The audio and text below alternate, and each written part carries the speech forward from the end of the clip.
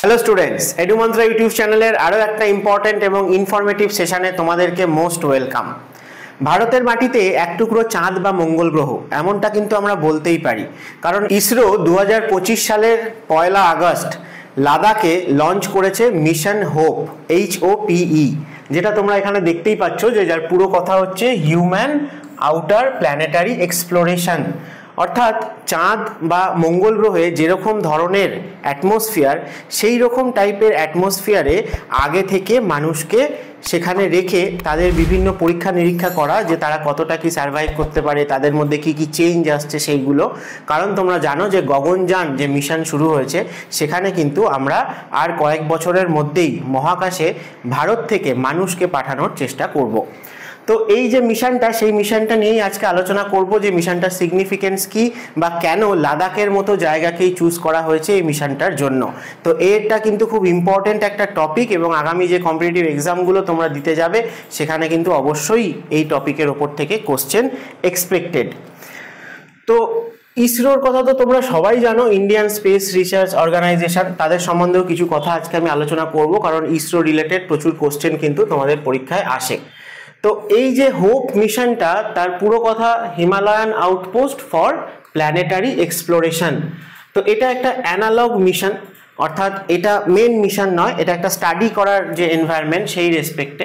এবং আমরা কি স্টাডি করছি না, মার্শিয়ান যে কন্ডিশন বা লুনার যে কন্ডিশন, সেই কন্ডিশনটা রিসার্চ করা, এবং সেখানে যে সমস্ত চ্যালেঞ্জগুলো আসে, যে লং টাইম আমরা যদি স্পেসে কোথাও একজন মানুষ কাটাচ্ছে, তাহলে পরে তার যে যে প্রবলেমগুলো সে ফেস করে, সেইগুলোকে নিয়ে স্টাডি করা এবং রিসার্চ করে অ্যানালিসিস করে দেখা, যে যাতে সেই প্রবলেমগুলোকে আমরা সলভ করতে পারি, এলিমিনেট করতে পারি। তো এই গোটা ব্যাপারটা, মিশনটা কিন্তু লাদাখে আমরা ঠিক করেছি। লাদাখের কোথায় না, সো কার ভ্যালি। তো সো বলতে তোমরা জানো নিশ্চয়ই যে লাদাখ রিজিয়ানে লেককে, হাই অল্টিটিউড লেকগুলোকে টিবেটিয়ান ল্যাঙ্গুয়েজে আমরা সো বলে থাকি, যেমন প্যাংগং সো, সো মরিরি, এরকম দুটো ইম্পর্টেন্ট লেক তো লাদাখে আছেই। আর তার সাথে সাথে এই সো কার লেক, এটাও কিন্তু আমরা লাদাখে পাই। তো সেই লেকের আশপাশের যে রিজিয়ান, সেই যে ভ্যালি, সেই ভ্যালিতেই কিন্তু এই হোপ মিশনটা ইনিশিয়েট করা হয়েছে। তো আরও ডিটেলসে যাওয়ার আগে তোমাদের বলে দিই যে এডুমন্ত্রায় 2024 সালে WBCS প্রিলিম এবং মেন্স WBCSকে টার্গেট করেই কিন্তু ফ্রেশ ব্যাচ লঞ্চ করা হচ্ছে, এবং অনলাইন ও অফলাইন দুটো মোডেই তোমরা পাচ্ছ, একদম প্রথম থেকে বেসিক থেকে কনসেপচুয়াল ক্লাসেস, যেটা কিন্তু মূলত মেন্সকে টার্গেট করেই হবে। তো প্রত্যেকটা সাবজেক্টে আলাদা আলাদা যেমন ইন্ডিভিজুয়াল টিচাররা রয়েছেন, এবং তার সাথে সাথে তোমরা কিন্তু প্রচুর ক্লাস টেস্ট, মক টেস্টও এডুমন্ত্রার এখানে পেয়ে যাবে। সামান্য মান্থলি ফিজের বিনিময়ে তোমরা কিন্তু কন্টিনিউ করতে পারো তোমাদের WBCS এর যে প্রিপারেশান জার্নি এডুমন্ত্রার সাথে। যদি আরও কোনো ডিটেলস তোমাদের জানতে ইচ্ছে হয়, তাহলে অবশ্যই তোমরা এডুমন্ত্রার নাম্বারে কন্ট্যাক্ট করে নিও। চলো আমরা টপিকে ফিরে আসি, যে হোপ মিশনটা তাহলে কি। তাহলে হোপ মিশন সম্বন্ধে আমরা বলতে পারি যে আমাদের এম কি, যে ইন্ডিয়ান হিউম্যান যে স্পেস ফ্লাইট প্রোগ্রাম, যেটা গগনযান প্রোগ্রামের আন্ডারে আসে আর কি, তো সেই জন্যই তাকে এম করেই আমরা যে স্পেস লাইক যে কন্ডিশন, সেইখানে বিভিন্ন টেকনোলজি, বিভিন্ন হিউম্যান হেলথ যে প্রোটোকল, এবং ফিউচারে আমরা কি কি মিশন সেখান থেকে ইনিশিয়েট করতে পারি, সেই সমস্ত কিছু স্টাডি করার জন্যই কিন্তু এই মিশন, হোপ মিশনটা ইনিশিয়েট করা হয়েছে। এবং পার্টিকুলারলি আমরা যদি দেখি যে মুন আর মার্স, চাঁদ আর মঙ্গল গ্রহে যেরকম ধরনের কন্ডিশন, সেই কন্ডিশনে সার্ভাইভ করতে গেলে আমাদের কীরকম কি প্রয়োজন না প্রয়োজন, সেইটা স্টাডি করার জন্যই কিন্তু এই হোপ মিশনটা। তাহলে এটা 1 অগাস্ট 2025 সালে ইনিশিয়েট করা হয়েছে, এবং এটা একটা 10 দিনের হাই অল্টিটিউড আইসোলেশন মিশন, যেখানে হচ্ছে এটা সো কার ভ্যালি লাদাখে। তো সেই জায়গাটা নিয়ার অ্যাবাউট 14,000 ফিট হাইটে রয়েছে। তো সেই অল্টিটিউডে সার্ভাইভ করা, এবং সেইটাই এই মিশনের এম, যে মুন আর মার্স লাইক যে এনভায়রনমেন্ট, সেটা এখানে কিছুটা সিমিলার। তাই জন্য এই কন্ডিশনে আমাদের যারা যারা অ্যাস্ট্রোনট আর কি যাবেন স্পেস ফ্লাইটে করে, তো তাদেরকে এখানে রেখে তাদেরকে প্রিপেয়ার করা এবং তাদের সম্বন্ধে বিভিন্ন কিছু স্টাডি করা। তো এটা কিন্তু গগনযান যে মিশন, তার আন্ডারেই আসে। তো ডেভেলপার যদি আমরা দেখি অবশ্যই ইসরো লঞ্চ করেছে, তবে ব্যাঙ্গালোরে একটা কোম্পানি রয়েছে স্পেস রিলেটেড, তার নাম হচ্ছে প্রোটো প্ল্যানেট, সেই কোম্পানিটা কিন্তু এই জিনিসটা ডেভেলপ করেছে। এবং ইসরোর যে চেয়ারম্যান ভি নারায়ণন, তোমরা জানো 31শে জুলাই 2025 সালে লাদাখে সোকার ভ্যালিতে গিয়ে এটা স্টার্ট করেছে মিশনটা 10 দিনের জন্য। তো এই জায়গার যে টেরেন লাদাখ রিজিয়নের, অর্থাৎ প্রথম কথা এটা তো কোল্ড ডেজার্ট টাইপের ক্লাইমেট আমরা দেখতে পাই, প্রচুর হাই অল্টিটিউড রিজিয়ন এবং রেনফলও তার সাথে সাথে খুব কম হয়। অল্টিটিউড বেশি হওয়াতে এই জায়গায় কিন্তু অক্সিজেন লেভেলটাও অনেক কম, এবং তার সাথে সাথে যেহেতু এটা কোল্ড ডেজার্ট টাইপের, তাই এখানে ভেজিটেশন খুব একটা দেখতে পাওয়া যায় না, তাই জন্য একটা রকি, রাফ এবং স্যালাইন টেরেন কিন্তু আমরা এই জায়গায় পেয়ে থাকি। এবং এই যে কন্ডিশনগুলো, এই কন্ডিশনগুলো খুব একটা আমাদের যে টেরেস্ট্রিয়াল যে আইডিয়াল কন্ডিশন তার সাথে মেলে না, ঠিক আছে। তো সেই জন্যই কিন্তু এই জায়গাটাকে বেছে নেওয়া হয়েছে স্টাডি করার জন্য, যে নাইট টাইমে এখানে টেম্পারেচার কিন্তু ফ্রিজিং পয়েন্টেরও অনেকটা নিচে চলে যায়, -30 -40 ডিগ্রি সেন্টিগ্রেড। তো সেইখানে কিভাবে কি সার্ভাইভ করা যায় এবং কি কি বায়োলজিক্যাল চেঞ্জ আসছে মানুষের মধ্যে, সেইগুলোকে স্টাডি করার জন্যই কিন্তু এই মিশনটা।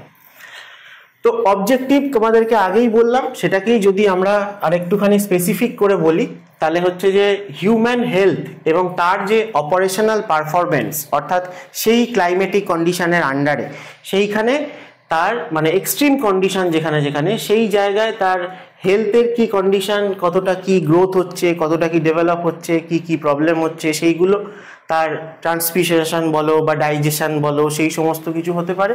এবং তার যে পারফরমেন্স, অর্থাৎ সারাদিনে তার যে কাজ করার এফিসিয়েন্সি, সেটার ওপর কিভাবে এফেক্ট পড়ছে না পড়ছে সেইগুলো কিন্তু স্টাডি করা।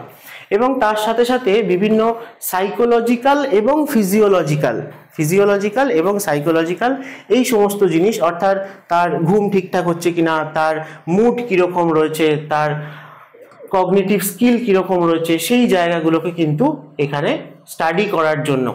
এবং এটাই বিভিন্ন যে অপারেশনাল চ্যালেঞ্জগুলো আসে যখন একজন কেউ পৃথিবীর বাইরে থাকে স্পেস শ্যাটেলে বা স্পেস ক্রাফটে, তখন এই যে চ্যালেঞ্জেসগুলো আসে সেগুলোকে যদি আমরা আগে থেকে আইডেন্টিফাই করতে পারি এবং তার সলিউশন খুঁজে বার করতে পারি, তাহলে আগামী দিনে ইন্ডিয়ার তরফ থেকে যে গগনযান মিশন হবে সেটার ক্ষেত্রে আমরা কিন্তু কম ডিফিকাল্টিস ফেস করব এবং বলতে গেলে ইসরোর যে স্পেস এক্সপ্লোরেশন সেই দিকেও কিন্তু আমরা কয়েক ধাপ এগিয়ে থাকব।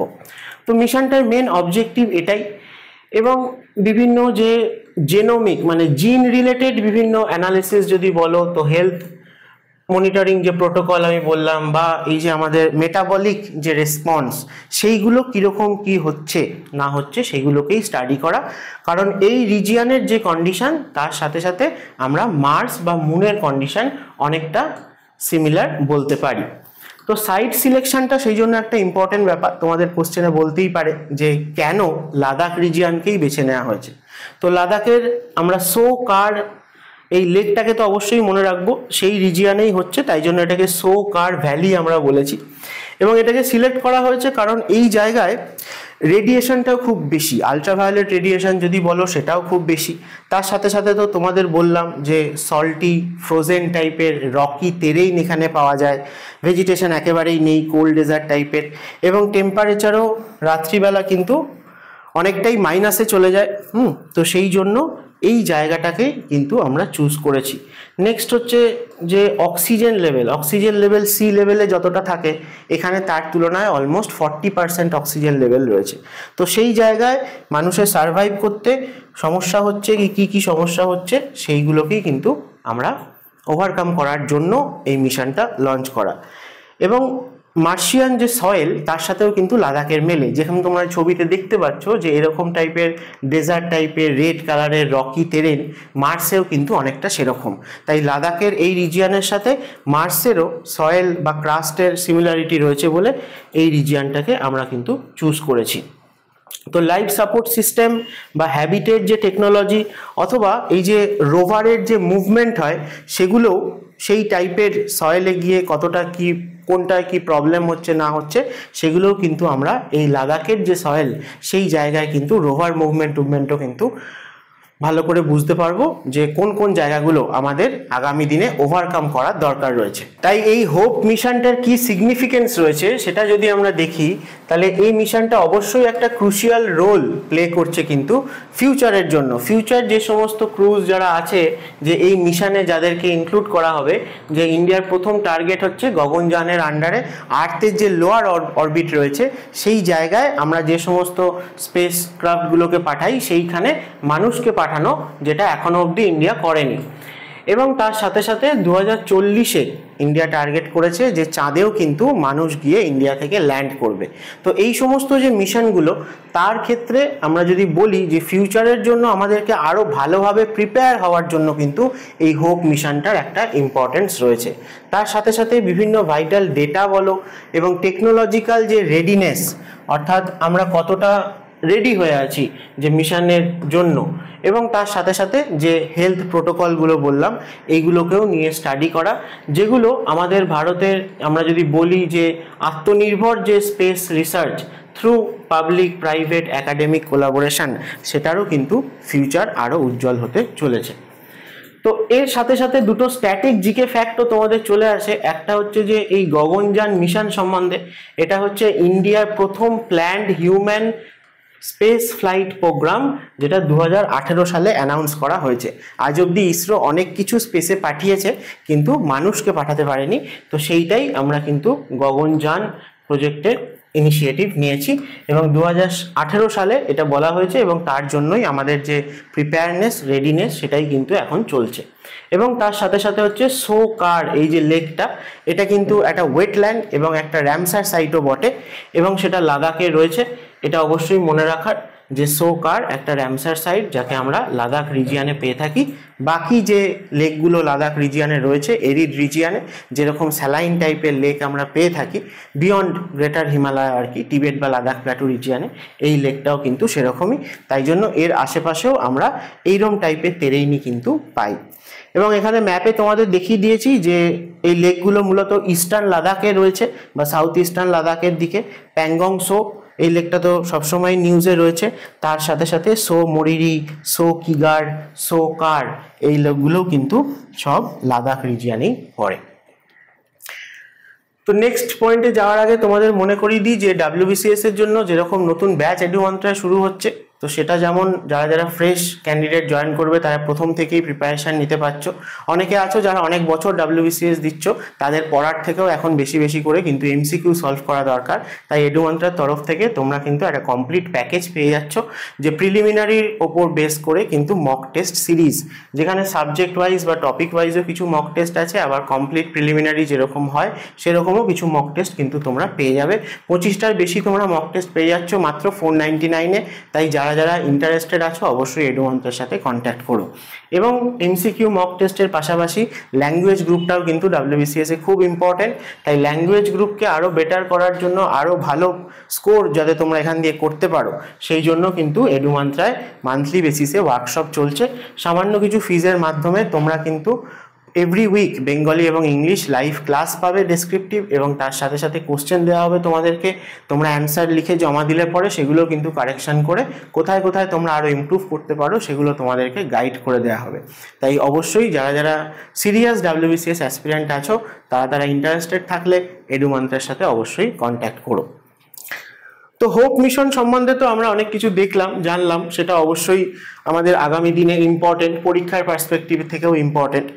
এবং তার সাথে সাথে এই ইসরো রিলেটেডও কিন্তু অনেক কিছু কোশ্চেন আমাদের যেমন স্ট্যাটিক জিকে কোশ্চেন পরীক্ষায় আসে, তেমনি অ্যাজ এ ইন্ডিয়ান হিসেবে আমাদের সবার এই ইসরোর যে জার্নিটা সেইটা সম্বন্ধে অবশ্যই কিছু ইম্পর্টেন্ট জিনিস জেনে রাখা উচিত। তো চলো এক ঝলকে দেখে নিই ইসরো সম্বন্ধে। তাহলে ইসরোর শুরুর কথা যদি প্রথম আসে, তাহলে 1962 থেকে 1969 এই সময়টাতে ইসরো কিন্তু ধীরে ধীরে তৈরি হবে, এই পথে এগোচ্ছে। ইন্ডিয়াতে প্রথম এই যে ইনকসপার 1962-এ, এটা বিক্রম সারাভাই এর আন্ডারে তৈরি হয়েছিল, যাকে আমরা বলে থাকি যে অ্যাটমিক এনার্জির জনক আর কি। তো সেই বিক্রম সারাভাইয়ের তারই আন্ডারে 1962-এ আমাদের স্পেস রিলেটেড একটা ইনিশিয়েটিভ নেওয়া হয়েছিল, যে কিভাবে আমরা আমাদের স্পেস রিসার্চ এর দিকে আস্তে আস্তে ধীরে ধীরে এগোতে পারি। তো এটা হচ্ছে 1962-1963 এর ঘটনা। তারপরে ফাইনালি গিয়ে তার এই যে ইনিশিয়েটিভ সেটাই গিয়ে কনভার্ট হয়ে যায় একটা অফিসিয়াল ইনস্টিটিউশনালাইজ হয়ে যায়, সেটাই হচ্ছে ফরমেশন অফ ইসরো হয় 1969-এ গিয়ে, এবং 15 আগস্ট ফরমেশন হয়েছিল। তো এই যে অর্গানাইজেশনটা ফর্ম হলো ইসরো, এবার থেকে তারই আন্ডারে তারই দায়িত্ব কিন্তু হলো যে স্পেস টেকনোলজি এবং স্পেস সায়েন্স রিলেটেড যা কিছু রিসার্চ করার বলো যা কিছু সবটাই কিন্তু ইসরোর আন্ডারে আসে। তো ইসরোর আগেকার দিনের হিস্ট্রি তোমরা সবাই দেখো যে কিভাবে মানে সেই সময় তো এত বেশি বাজেটও অ্যালট করা হতো না স্পেস সায়েন্সের দিকে রিসার্চ করার জন্য। তো সেই সময়তেও আমরা কিভাবে কি প্রথম শুরু করেছিলাম ইসরোকে, বা বিক্রম সারাভাই তার পেছনে অন্যতম। নেক্সট যদি কি মাইলস্টোন হিসেবে আমরা দেখি, তাহলে আর্যভট্টর কথা তোমরা সবাই জানো যে ইন্ডিয়ার প্রথম স্যাটেলাইট যেটা লঞ্চ করেছিলাম আমরা 1975-এ সোভিয়েত ইউনিয়ন তার হেল্প নিয়ে। তো এটা ইন্ডিয়ার প্রথম স্যাটেলাইট হিসেবে আসে আর্যভট্ট। তারপরে এক এক করে ইসরো আজকে অনেক দূর এগিয়ে গেছে এবং নাসাকে টেক্কা দেওয়ার জায়গায় চলে এসছে। তো ইনস্যাট সিস্টেম এটাও ইসরো কিন্তু প্রথম লঞ্চ করে, কারণ আমাদের যে টেলিফোন কমিউনিকেশন বা টেলিভিশন ব্রডকাস্টিং অথবা আমাদের যে অ্যাগ্রো বেসড একটা কান্ট্রি ইন্ডিয়া, সেখানে মেটেরিওলজিক্যাল যে স্টাডিগুলো করা, তার যে সার্ভিস অর্থাৎ ওয়েদার প্রেডিকশন করা কেমন যাবে না যাবে, তো সেইটা কিন্তু বিরাট বড় একটা প্রথম পদক্ষেপ বলতে পারো ইসরোর, যে শুধুমাত্র কমিউনিকেশন আর ব্রডকাস্টিং না, তার সাথে সাথে আমাদের মেটেরিওলজিক্যাল যে সার্ভিসগুলো সেগুলো আমরা কতটা ভালো কিভাবে দিতে পারি সেইটার দিকে ফোকাস করা। তো ইনস্যাট সিস্টেমের পরে আইআরএস সিস্টেম আসে, অর্থাৎ ইন্ডিয়ান রিমোট সেন্সিং স্যাটেলাইট যাকে আমরা বলে থাকি। তো সেটার মাধ্যমেও আমরা বিভিন্ন কিছু আরও ভালোভাবে মনিটর করতে পেরেছি ইন্ডিয়ার ওপরে। নেক্সট আসে হচ্ছে পিএসএলভি আর জিএসএলভি, একটা হচ্ছে পোলার স্যাটেলাইট লঞ্চ ভেহিকেল আর একটা হচ্ছে Jio synchronous satellite launch vehicle. অর্থাৎ স্যাটেলাইট লঞ্চ করতে গেলেও আগে আমাদেরকে অন্য দেশের হেল্প নিতে হতো, তারপরে ইসরো কিন্তু নিজেই আমাদের দেশীয় যে লঞ্চ ভেহিকেল অর্থাৎ যেখান থেকে আমরা রকেটকে বা স্যাটেলাইটকে লঞ্চ করব সেইগুলোও কিন্তু ডেভেলপ করেছে। এরপরে অনেক বছর পরে যদি আমরা এগিয়ে আসি এখন রিসেন্ট সময়ের দিকে, তাহলে আমরা দেখব যে মার্সের যে অরবিটার মিশন সেটাও কিন্তু ইসরো লঞ্চ করেছে, যাকে শর্টে মম বলা হয়, MOM বা মঙ্গলযান। তো মঙ্গলযান সাকসেসফুলি মার্সের অরবিটে এন্টার করেছে এবং এশিয়ার মধ্যে ফার্স্ট নেশন হিসেবে কিন্তু ইন্ডিয়া এটা করেছে যে মার্সের অরবিটের মধ্যে কোনো স্পেস ক্রাফটকে কিন্তু এন্টার করিয়েছে। এবং তার সাথে সাথে তোমরা জানো যে চন্দ্রযান, তো চন্দ্রযানও তাই প্রথম একবার দুবার আমরা ফেল করলেও লাস্ট 2023 সালে চন্দ্রযান 2 যেটা সেটা কিন্তু লঞ্চ করেছিল চাঁদের মাটিতে, এবং দেশের মানে এবং ওয়ার্ল্ডের মধ্যে প্রথম কান্ট্রি হিসেবে ইন্ডিয়া কিন্তু যেটা চাঁদের সাউথ পোলের কাছাকাছি কিন্তু তার ভেহিকেলকে লঞ্চ করতে পেরেছিল। তো এটাও ছিল বিরাট বড় ইসরোর একটা অ্যাচিভমেন্ট। তো এই মাইলস্টোনগুলো থেকে তোমাদের কখনো কখনো জিকে কোশ্চেন আসে যে কোন বছর ধরো রাকেশ শর্মাকে পাঠানো হয়েছিল অথবা কোন বছর আর্যভট্টকে লঞ্চ করা হয়েছিল, ঠিক আছে, সেই সমস্তগুলো। তো এখন রিসেন্টলি চন্দ্রযান, মঙ্গলযান, গগনযান এগুলো অনেক বেশি ইম্পর্টেন্ট। ইসরোর হেডকোয়ার্টার তোমরা জানো যে ব্যাঙ্গালোরে রয়েছে আশা করি, কিন্তু তাছাড়াও আমাদের অল ওভার ইন্ডিয়াতে ইসরোর আরও অনেক আলাদা আলাদা স্টেশন রয়েছে, আলাদা আলাদা সেন্টার্স রয়েছে। তো সেগুলোও কিন্তু ইম্পর্টেন্ট, আমাদের কলকাতাতেও কিন্তু আছে। নেক্সট যদি আসো তাহলে আপকামিং মিশন কি কি আছে ইসরোর সেগুলো আমরা একটু দেখি। কি কি আগে হয়েছে তো দেখলাম। তো এখানে ভেনাস অরবিটার মিশনের কথা আসে, অর্থাৎ যাকে আমরা শুক্রযান বলেছি। 2025 সালেই এক্সপেক্টেড যে ভেনাসের যে অ্যাটমসফিয়ার সেগুলো নিয়েও কিন্তু আমরা স্টাডি করা শুরু করেছি।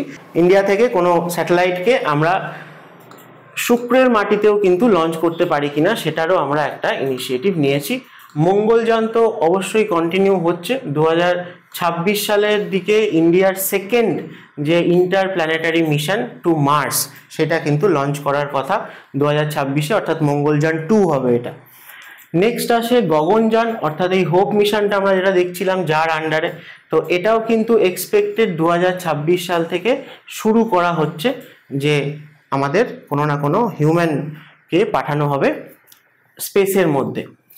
নেক্সট আসে যে চন্দ্রযানের কথাও তো দুটো তো হয়েই গেছে, এবং 2027 সালে আমরা কিন্তু চন্দ্রযান 4 এইটা লঞ্চ করার কথা ভাবছি, এবং যেটা চাঁদে গিয়ে সেখানের মাটি থেকে কিছু না কিছু স্যাম্পেল নিয়ে আবার ইন্ডিয়াতে ফিরে আসবে। আর আরও একটা খুব ইম্পর্টেন্ট হচ্ছে সমুদ্রযান। এই সমুদ্রযান মিশনটাও কিন্তু ইসরোর ইনিশিয়েটিভ থেকেই হচ্ছে, যে ডিপ সি এক্সপ্লোরেশন বা ওশান ফ্লোর ম্যাপিং, আমাদের কোন জায়গায় ইন্ডিয়ান ওশানে বা আমাদের কোস্টাল রিজিয়ানে কোথায় কীরকম টাইপের ডেপথ রয়েছে বা কোথায় কী কী মিনারেল ডিপোজিট থাকতে পারে সেই সমস্ত নিয়ে স্টাডি করা। এটাও এক্সপেক্টেড যে 2027 সালের দিকে কিন্তু স্টার্ট হবে। তো সেটাকে আমরা সমুদ্রযান মিশন বলেছি।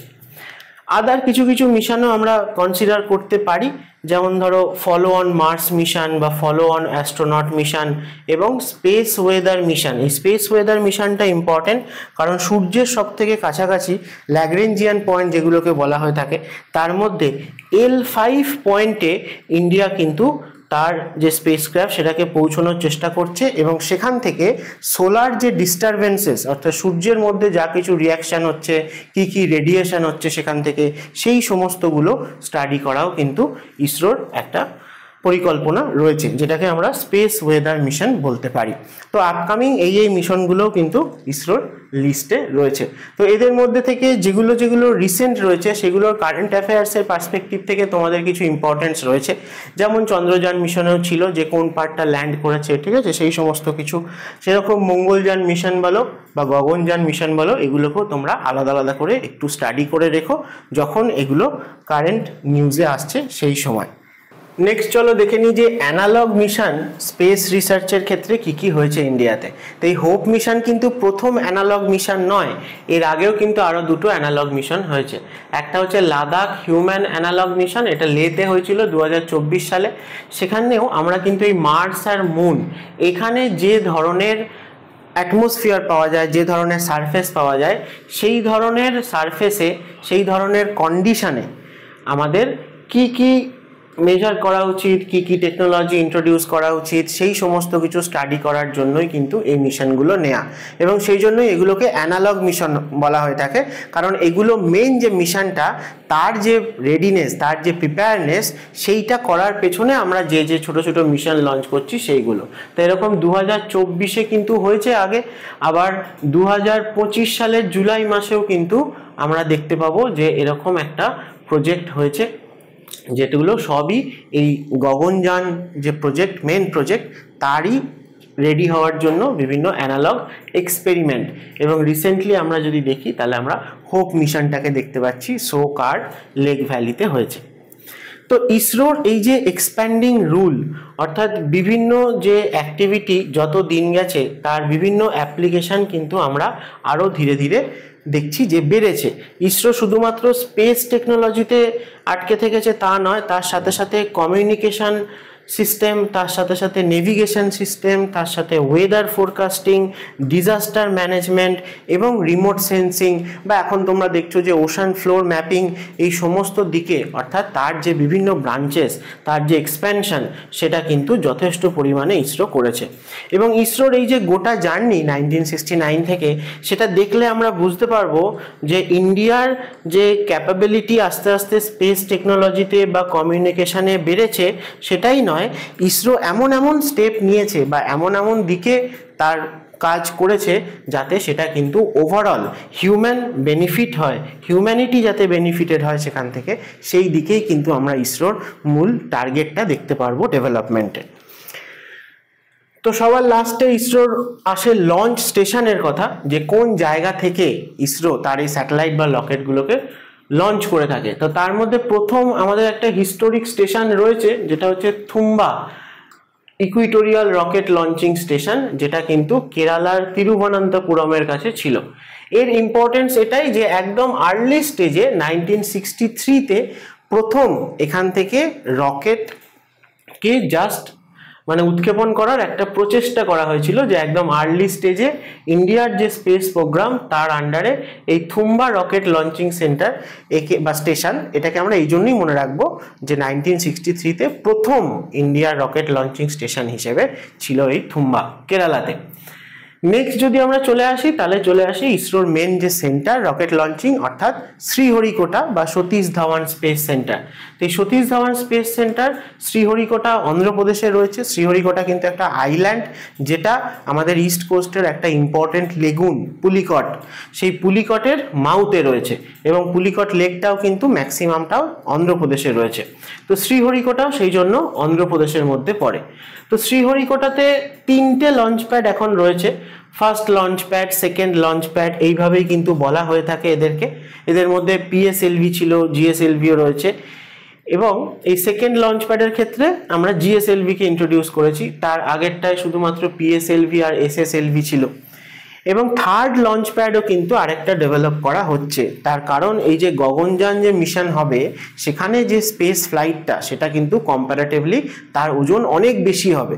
তো সেই জন্য হেভি যে ভেহিকেলগুলো তাদের জন্য কিন্তু launch pad, heavier launch vehicle যারা এবং হিউম্যান স্পেস ফ্লাইট মিশনকে সাপোর্ট করতে পারে যে ধরনের লঞ্চ প্যাড, সেরকমও কিন্তু এখন বানানো হচ্ছে।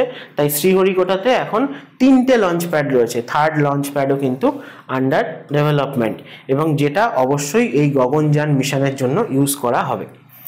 আর আরেকটা লঞ্চ প্যাড নতুন ইসরো ইন্ট্রোডিউস করেছে, সেটাও হচ্ছে যে তামিলনাড়ুতেই, সেটা হচ্ছে কুলোশেখারাপাট্টিনাম, যেটা তামিলনাড়ুর থুথুকুডি ডিস্ট্রিক্টে রয়েছে এবং এখান থেকেও আমরা কিন্তু স্মল যে স্যাটেলাইট লঞ্চ ভেহিকেল অর্থাৎ এসএসএলভি সেগুলোও কিন্তু লঞ্চ করতে পারি। কারণ ইসরোর এই 3টে লঞ্চ প্যাডের ওপরে প্রচণ্ড প্রেশার পড়ে যাচ্ছিল, সেই জন্য আরেকটা এক্সট্রা অন্য জায়গাতে আমরা কিন্তু এটা ডেভেলপ করেছি। এটা কিন্তু অলরেডি আগের বছরের কারেন্ট অ্যাফেয়ার্স, কিন্তু এখনও কিন্তু কোশ্চেনে আসতে পারে যে তামিলনাড়ুর থুথুকুডি ভিলেজ বা ডিস্ট্রিক্টের কাছে কুলোশেখারাপাট্টিনাম, এইটা কিন্তু ইসরোর আরও একটা নতুন লঞ্চ প্যাড। তো ইসরো সম্বন্ধে যা যা কিছু ইম্পর্টেন্ট জিনিস রয়েছে অর্থাৎ যেগুলো তোমাদের কম্পিটিটিভ পরীক্ষা এক্সামে বিভিন্ন কোশ্চেন করা হয়ে থাকে সেগুলোর কথাও আলোচনা করে দিলাম এবং তার সাথে সাথে প্রেজেন্টলি কারেন্ট অ্যাফেয়ার্স হিসেবে আমাদের এই হোপ মিশনটা, সেখান থেকেও কিছু কোশ্চেন আসতে পারে, সেটাকেও আমি ডিটেলসে বললাম।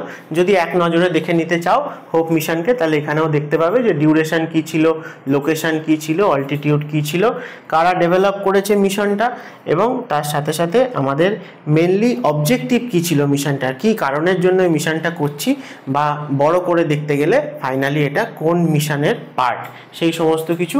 আর এখানে বিভিন্ন স্পেস সেন্টার কী কী রয়েছে ইন্ডিয়াতে সেই জায়গাগুলোর লোকেশন দেখিয়ে দিয়েছি। তো আশা করি ভিডিওটা তোমাদের ভালো লেগেছে। যদি কিছু শিখতে পারো, জানতে পারো, তাহলে অবশ্যই একটা লাইক করে দিও এবং বাকি যারা চেনা জানা বন্ধুবান্ধব অ্যাসপিরেন্ট রয়েছে বিভিন্ন কম্পিটিটিভ পরীক্ষা তাদের সাথে শেয়ার করো। আর এরকমই ইন্টারেস্টিং এবং ইম্পর্টেন্ট টপিকের ওপর ভিডিও পাওয়ার জন্য অবশ্যই এডুমন্ত্রা চ্যানেলটাকে সাবস্ক্রাইব করো। আজকের মতো এখানেই শেষ করছি, দেখা হবে আবার নেক্সট ভিডিওতে অন্য কোনো টপিক নিয়ে।